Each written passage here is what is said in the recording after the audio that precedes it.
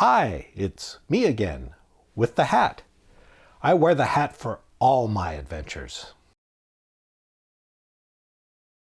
This adventure is the biggest demolition derby on the West Coast.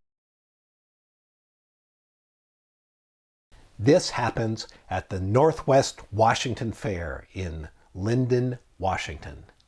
Lyndon is right up against the Canadian border.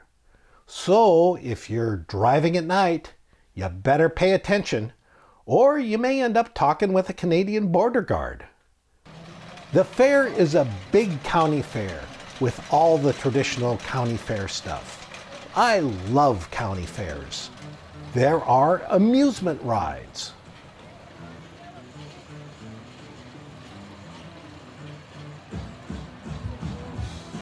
There are all sorts of exhibits. Fairs are very educational. For example, you would not believe where milk comes from. Great! Normally you don't see hiking boots, a camo skirt, and pearls all together in one ensemble. But you do at this fair. Normally in life, vegetables are a healthy eating choice. But at this fair, So anyway, I decided to patronize a woman-owned enterprise for all my fair food.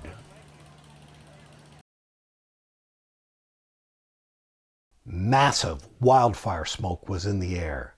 The sky was all yellowy and the sun was orange. It was Friday the 13th, and all the tickets to the Demolition Derby were completely sold out. So, all the omens were looking good. Before the Derby started, all the people in the grandstand were invited to come down and look at some of the cars. You could inspect them, touch them. Kids could climb on them and in them.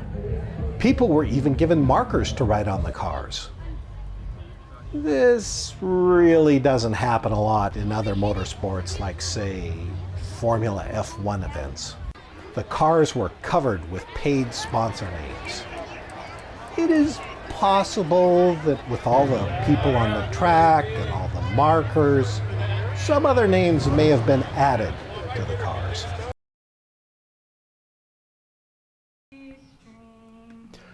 Oh yeah, the Star Spangled Banner is a tough song to sing in front of a crowd, even if you're a professional singer.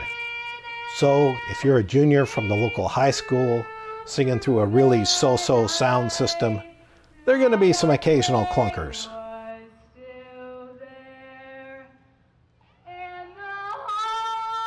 But props to the student for taking the opportunity and really going for it. The rules are fairly straightforward. All the cars start lined up against the wall of the track. Then the crowd counts down and the horn sounds. Then every driver tries to win. It is super loud. I have really turned down the actual sound volume on this video. If you want to get a sense of just how loud it was, turn up your speakers as loud as they can go.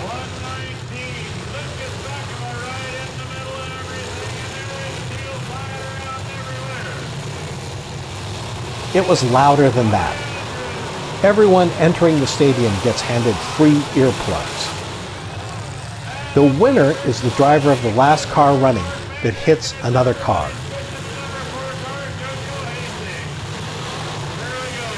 You're not supposed to intentionally hit the driver or passenger doors of other cars.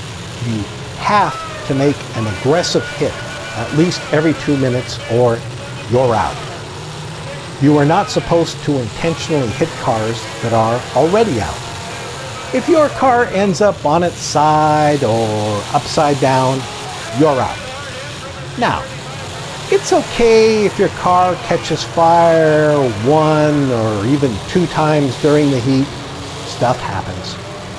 But if your car catches fire 3 times in a row in the same heat, you're out. Once the mayhem starts, the Derby officials will occasionally pause the action by blowing the horn again. This can happen if a large piece of metal falls off a car onto the track.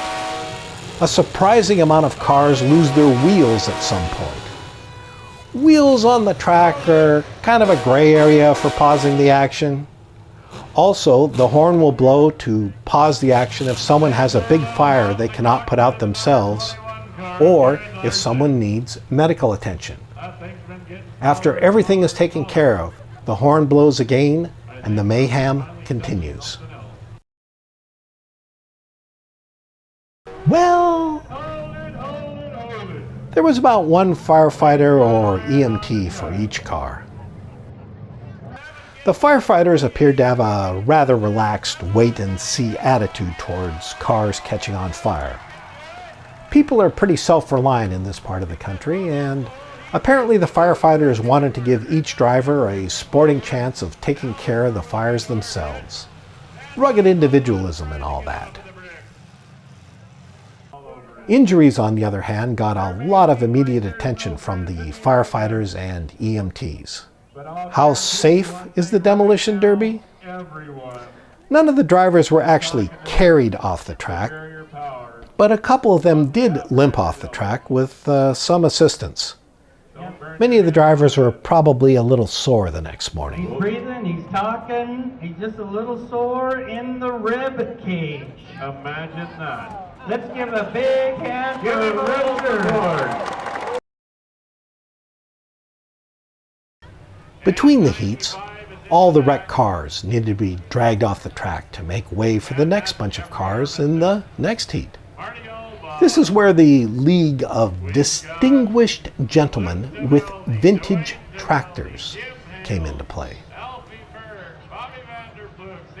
That's probably not the real name of this group, but it should be. The Distinguished Gentlemen were very, very good on those tractors.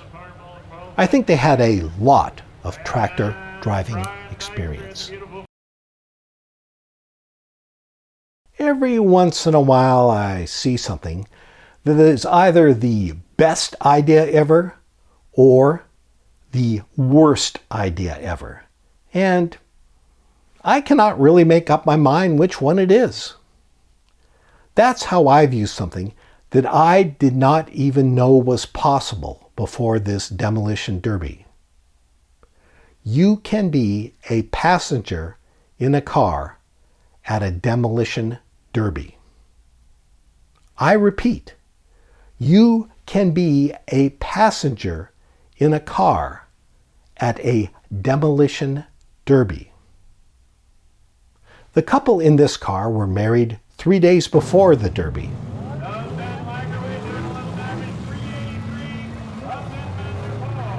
They will definitely have a honeymoon to remember. The grand finale of the evening was the Old Iron class. Big, old American cars.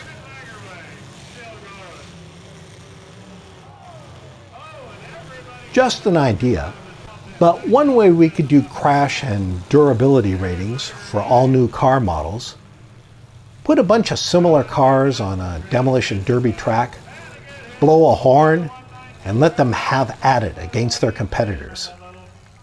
How is it that Consumer Reports is not already doing this? Demolition derbies were invented in this country, and I view them as pretty close to peak Americana. Now, I really think that those are some middle managers on some sort of a team building exercise.